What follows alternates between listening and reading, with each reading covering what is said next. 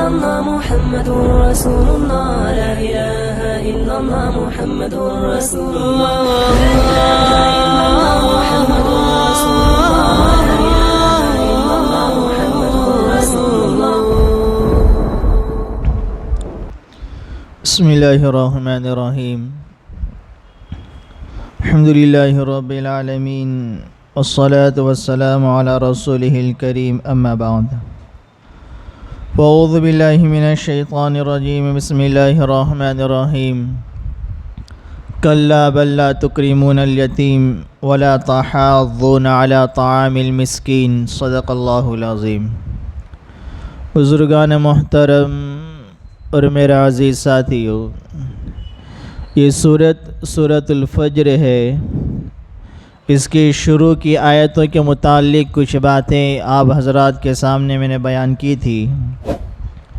یہ جو آیت کریمہ پڑھی، اس آیت کریمہ سے پہلے اللہ تعالیٰ نے اس بات کا تذکرہ فرمایا کہ انسان جو ہے اللہ تعالیٰ اس کو کبھی تو دنیا میں اللہ تعالیٰ کسی کو عزت دیتا ہے، مال دیتا ہے، رزق میں فراخی عطا فرماتا ہے، لیکن وہ بندہ اپنے مال کی کثرت کی بنا پر یہ سمجھتا ہے کہ میں بڑا اچھا ہوں اپنے رب کے نزدیک، اسی لیے تو میرا اتنا اکرام کیا جا رہا ہے، میری عزت کی جا رہی ہے، میری رزق میں برکت ہو رہی ہے، اور انسان اسی میں غفلت میں زندگی گزارتا ہے. اور کبھی اللہ تعالیٰ کسی کو آزماتا ہے، اس کی روزی کو تنگ کر دیتا ہے، تو وہ کہتا ہے کہ میرے رب نے تو میری توہین کر دی. اللہ تعالیٰ فرما رہے کلا، دنیا کا مل جانا، دنیا کی چیزوں کا مل جانا، دنیا کے مال و دولت کا مل جانا، دنیا میں بڑے بڑے عہدوں کا مل جانا، بڑی بڑی فیکٹریوں کے مالک بن جانا، دنیا میں خوب عزتوں کا مل جانا، یہ کوئی آخرت میں بھی کامیابی کی علامت نہیں. ضروری نہیں کہ دنیا میں عزت دار ہے تو آخرت میں بھی عزت دار ہوں گے، اور یہ بھی کوئی ضروری نہیں کہ دنیا میں غربت میں، فقر و فاقے میں، مصیبت میں زندگی گزری تو آخرت میں زندگی اسی طرح سے گزرے گی. یہ کوئی آخرت کے لیے علامت اور نشانی نہیں ہے. کلا، ہرگز نہیں. اللہ فرماتے ہیں بل لا تکرمون الیتیم.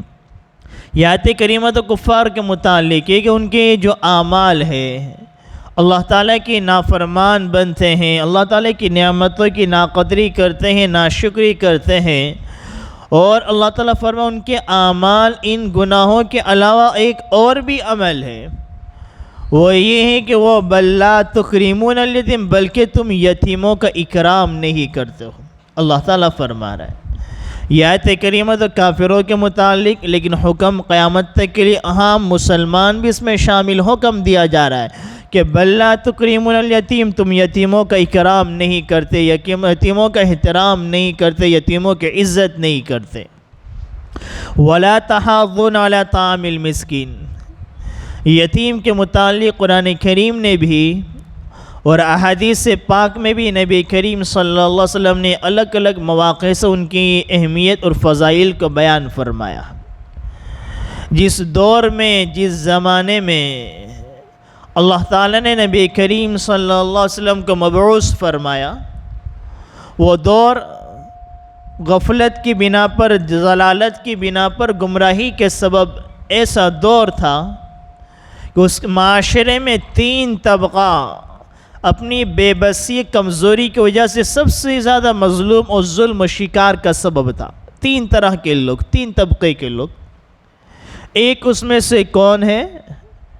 عورت میں سے بھی، عورتوں میں بھی سب سے زیادہ مظلوم وہ تھی ہمارے نبی کے زمانے میں، زمانے جاہلیت کے میں، کہ 3 طرح کے لوگ سب سے زیادہ مظلوم تھے.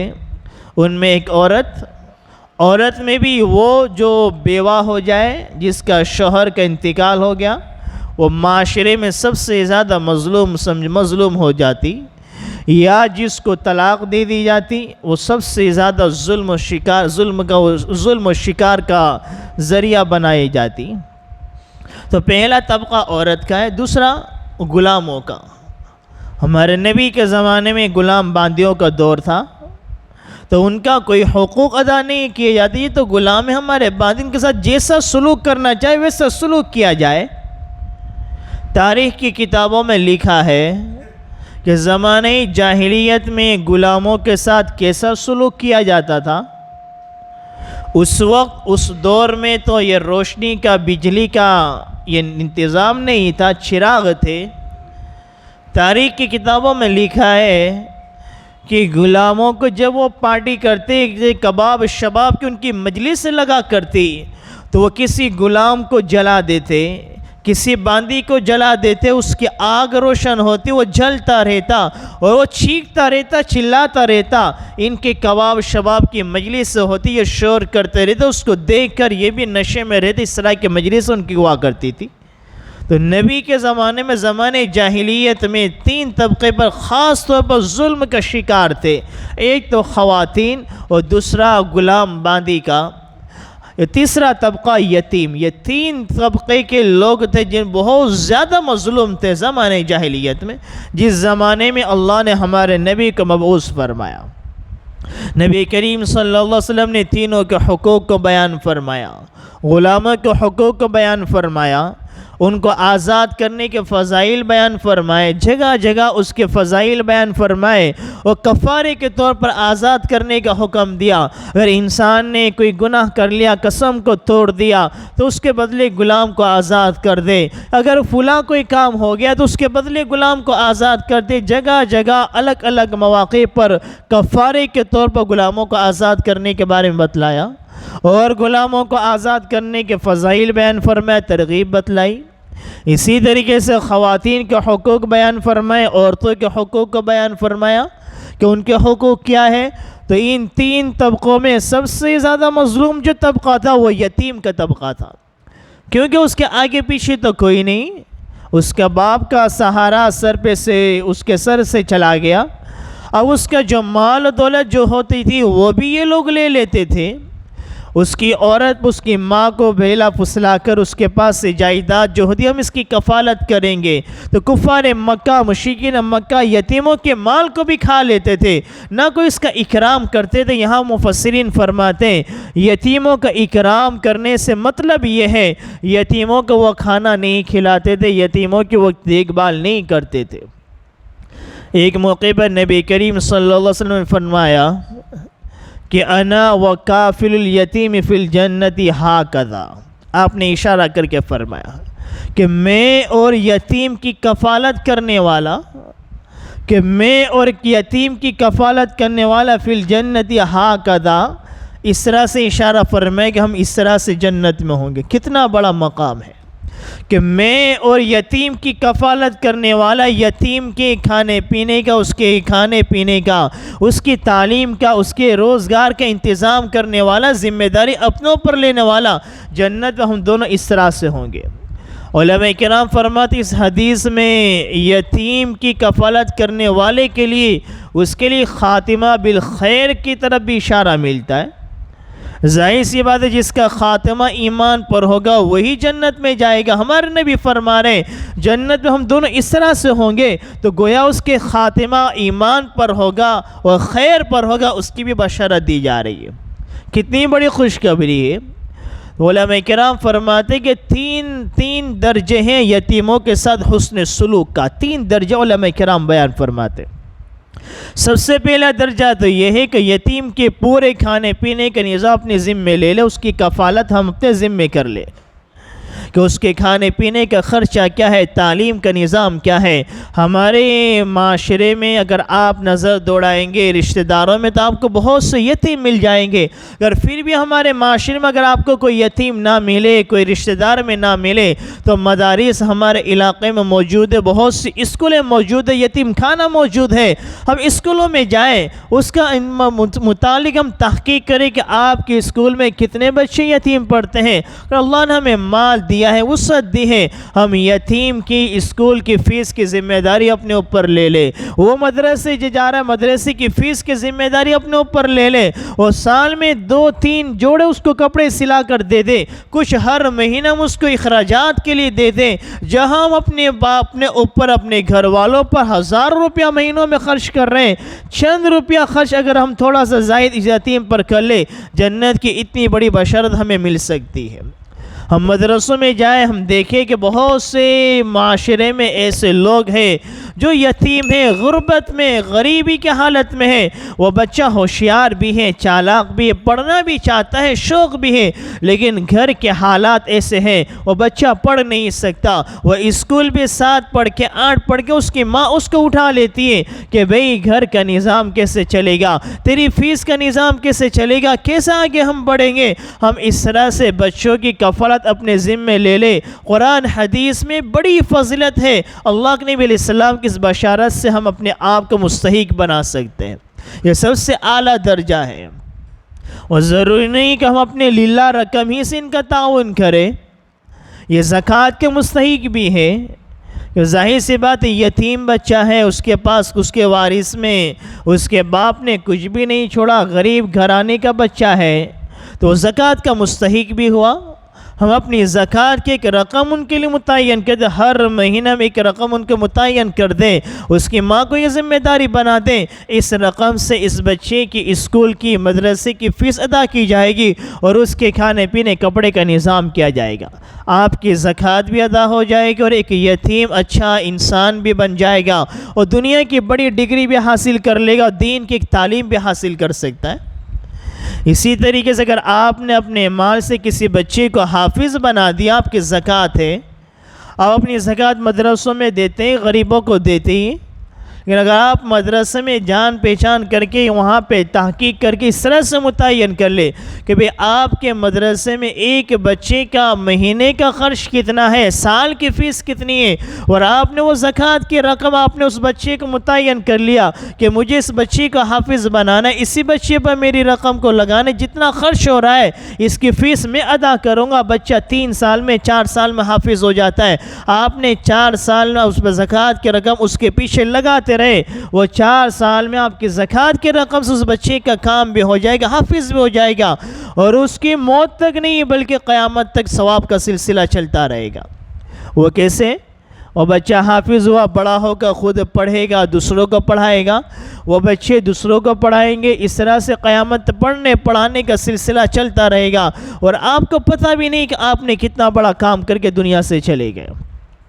اللہ تعالیٰ قرآن کریم میں فرماتے ہیں کہ کَلَّا بَل لَا تُکْرِمُونَ الْیَتِیمَ، کہ تم یتیموں کا اکرام نہیں کرتے ہو، یتیموں کی دیکھ بھال نہیں کرتے، یتیموں کے کھانے پینے کا انتظام نہیں کرتے، تو یتیم کے ساتھ حسن سلوک کا سب سے اعلیٰ درجہ یہ ہے ان کے کھانے پینے کے اخراجات پورے اپنے ذمے لے لے۔ علماء کرام فرماتے ہیں یتیم کے ساتھ حسن سلوک کا دوسرا درجہ یہ ہے کہ آپ اگر اس کا پورے اخراجات نہیں اٹھا سکتے، اللہ تعالیٰ قرآن کریم کے دوسرے آیت میں فرما رہے وَلَا تَحَاضُّونَ عَلَىٰ طَعَامِ الْمِسْكِينِ، اور مسکین کے کھانا کھلانے پر کسی کو ابھارتے بھی نہیں ہیں۔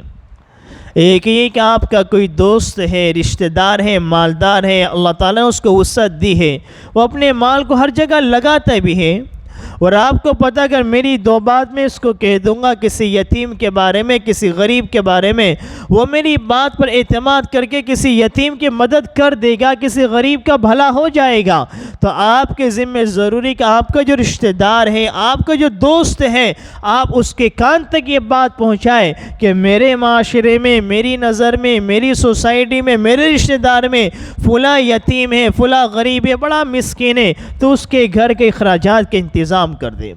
اللہ تعالیٰ فرما رہے وَلَا تَحَاضُّونَ عَلَىٰ طَعَامِ الْمِسْكِينِ، نہ یتیموں کا کھانا کھلاتے ہیں، نہ دوسروں کو ترغیب دیتے ہیں کہ آپ یتیموں کو کھلاؤ، مسکینوں کو کھلاؤ۔ تو دوسرا درجہ یہ اگر اللہ نے ہمیں وسعت نہیں دی ہے، ہمارے پاس اتنی طاقت نہیں، وسعت نہیں، ہم دوسروں کی رہبری کر دیں کہ آپ یہاں پر مال لگائیے، اس بچے پر اپنے پیسے کو لگائیے، اس ادارے پر اپنے پیسوں کو لگائیے، لوگ کام کرنے والے کیسے کیسے کام کر ہماری عقل حیران ہو جاتی ہے۔ ابھی پونا میں ہو کر آیا، پونا کا میرا سفر تھا، وہاں ایک اسکول میں جانا ہوا، ایک مدرسے میں جانا ہوا، کیسا وہ نظام بنا رہا ہے؟ نابینا کی اسکول ہے، نابینا بچے پڑھنے والے، گنگے بچے پڑھنے والے، بیرے بچے پڑھنے والے، ہندوستان کے الگ الگ علاقوں سے وہاں کے بچے، صوبے کے الگ الگ صوبے سے بچے پڑھ رہے ہیں۔ اور وہاں پر کیسی تعلیم ہو رہی ہے؟ دنیاوی تعلیم بھی دی جا رہی ہے اور دین کی تعلیم بھی دی جا رہی ہے۔ بچہ حافظ بھی بن رہا ہے، بچہ اسکول بھی پڑھ رہا ہے، بچہ عالم بھی بن رہا ہے اور بچہ اسکول بھی پڑھ رہا ہے۔ نابینا بچہ، ان کی کتابیں الگ الگ، بخاری شریف ہے، ان کی جو کتابیں، نابینا کی کتابیں ایک الگ ہوتی، ان کی زبان الگ ہوتی، وہ اپنے ہاتھوں کو پھراتی، اس طرح سے وہ پڑھتے ہیں۔ بخاری شریف وہاں پر میں نے دیکھی، ترمذی شریف دیکھی، ہدایت دیکھی، بڑی بڑی کتابیں، حدیث کی کتابیں۔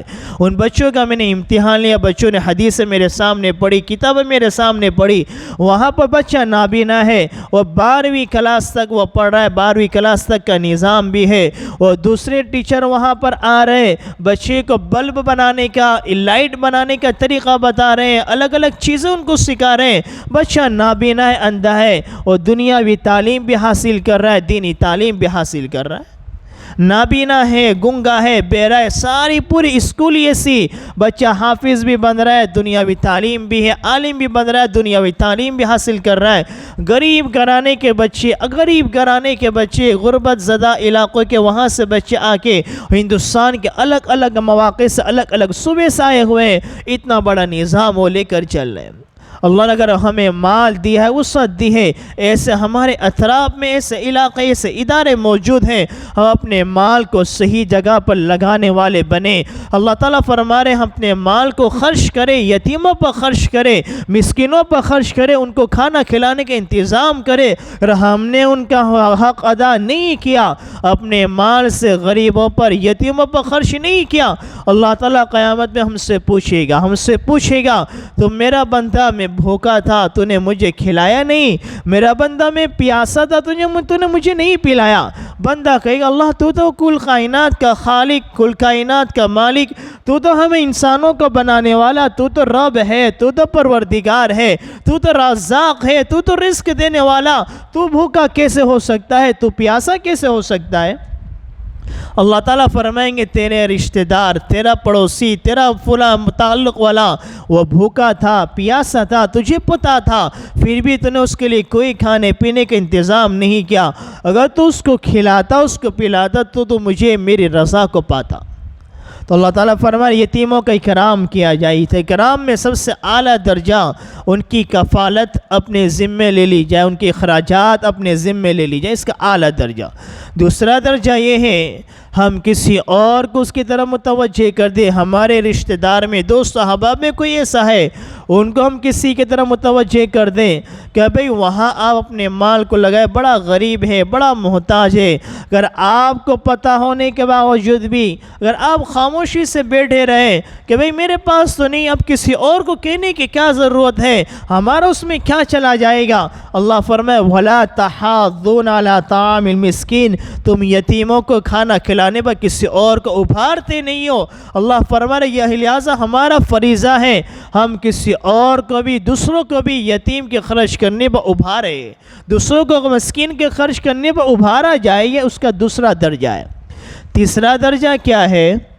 اگر ہم کسی کو کھانا نہیں کھلا سکتے، کسی یتیم کی کفالت اپنے ذمے نہیں لے سکتے، ہمارے رشتہ دار میں، ہمارے سرکل میں، دوست احباب میں کوئی ایسا مال والا بھی نہیں، کوئی ایسا وسعت والا بھی نہیں، دولت والا بھی نہیں، جو ہم جس سے کہے، ایسا ہمارا کسی سے تعلق بھی نہیں کہ ہم اس سے کوئی کبھی یتیم کے بارے میں کوئی سفارش کرے، کسی غریب کے بارے میں کہے اور وہ اپنے اس کام کو انجام تک پہنچا دے، ایسا کوئی ہمارے سرکل میں بھی نہیں ہے۔ تو تیسرا ادنا درجہ یہ ہے ہم غریبوں سے محبت کرنے والے بنے، یتیموں کے ساتھ محبت کرنے والے بنے، ان کے ساتھ شفقت کا معاملہ کرنے والے بنے۔ ہمارے نبی نے فرمایا، نبی کریم صلی اللہ علیہ وسلم نے ارشاد فرمایا کہ یتیم کے سر پر کسی نے ہاتھ پھیرا، اللہ کی رضا کے لیے، اللہ کو راضی کرنے کے لیے، اللہ کے خوشنودی کے لیے کسی یتیم کے سر پر ہاتھ پھیرا، تو اس کے ہاتھ کے نیچے جتنے بال آئیں گے اللہ ہر بال کے بدلے ایک نیکی اس کے نام اعمال میں لکھ دے گا۔ کتنا بڑا انعام ہے کہ وہ باپ ایک بچہ یتیم کا درد وہی سمجھ سکتا ہے۔ یتیم کسے کہتے ہیں؟ یتیم اسے کہتے ہیں کہ نابالغ ہے، چھوٹا سا بچہ ہے اور اس کے سر پر سے اس کے باپ کا سایہ اڑ گیا، اس کو یتیم کہتے ہیں۔ اور بچہ ہے، چھوٹا سا بچہ ہے اور ماں باپ دونوں انتقال ہو گئے، اس کو یتیم الطرفین کہتے ہیں۔ اور ایک بچہ وہ ہے جو اس کا باپ تو ہے لیکن اس کی ماں نہیں ہے، اس کو لطیم کہتے ہیں کہ تماچا مارا ہوا، کہ اس کا دل جو بچے کا بڑا چھوٹا سا ہوتا ہے، جیسے کسی بچے کے گال پر تماشا مار دے کیسا درد ہوتا ہے، اس سے زیادہ درد اس بچی کے دل پر تماشا لگتا ہے کہ اس کا چھوٹا سا بچہ ماں کی محبت شفقت کا وہ محتاج ہے، اور ایسے عالم میں ماں کا سایہ سر سے اٹھ گیا، وہ بچہ بڑا محتاج ہے۔ اللہ نے قرآن کریم نے احادیث میں ایسے بچوں کے بارے میں فرمایا، ان کے ساتھ شفقت کے ساتھ پیش آیا جائے۔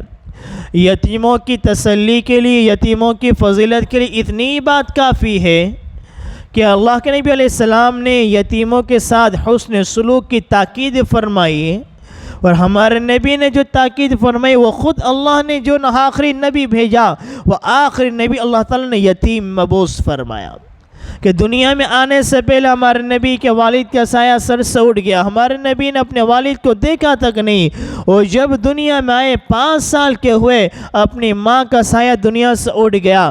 دنیا میں انسان جب کسی علم کو حاصل کرتا ہے، کسی کمال تک پہنچتا ہے، تو عام طور پر اس کے ماں باپ کا اس کے پیچھے ہاتھ ہوتا ہے، کہ اولاد کی ترقی کے پیچھے ماں باپ کا ہاتھ ہوتا ہے، اولاد کی اچھی تربیت کے پیچھے ماں باپ کی تربیت کا ہاتھ ہوتا ہے۔ اللہ نے ہر سہارے کو اٹھا لیا، باپ کا سہارا بھی اٹھ گیا، ماں کا سہارا بھی اٹھ گیا۔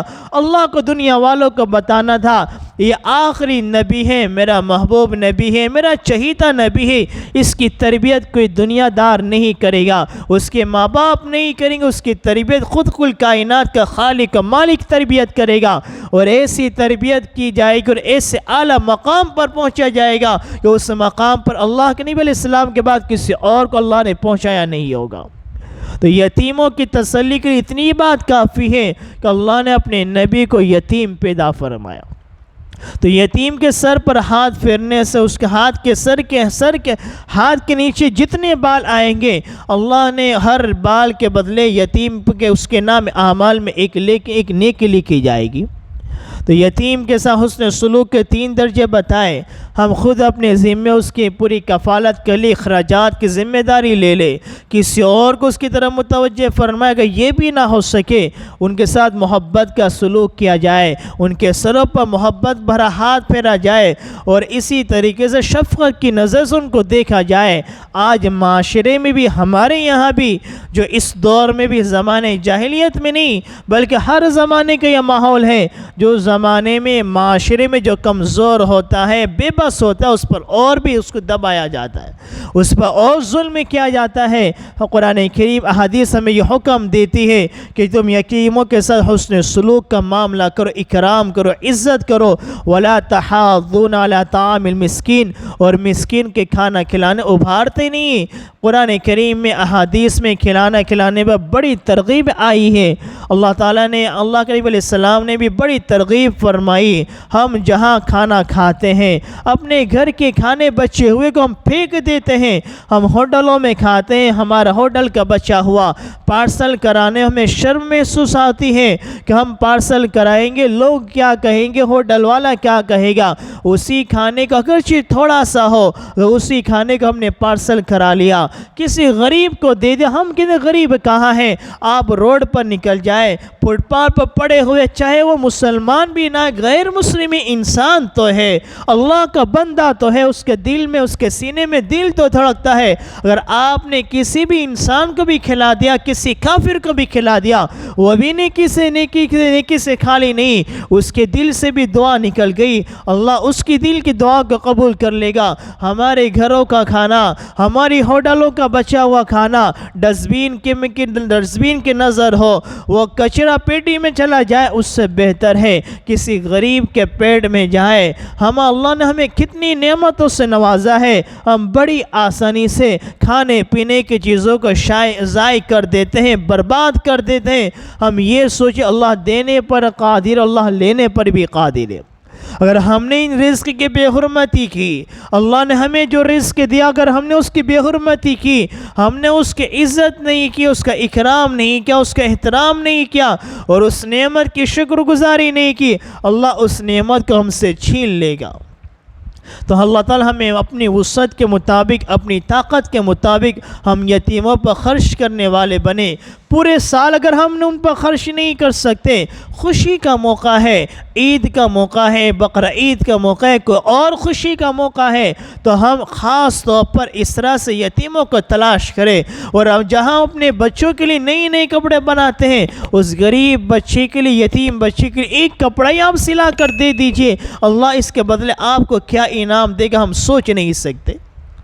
ہمارے یہاں پر کتنے واقعات میری نظروں کے سامنے, کہ جب کسی کے گھر میں شادی ہوتی ہے وہ اس کا اہتمام کرتے ہیں. شادی کا کھانا کھلانے سے پہلے جب شادی کا کھانا بناتے ہیں, اکثر و بیشتر ہوتا تو یہ کہ جب کھانا بچ جاتا ہے تو مدرسوں میں یتیم خانے میں بیچ دیتے.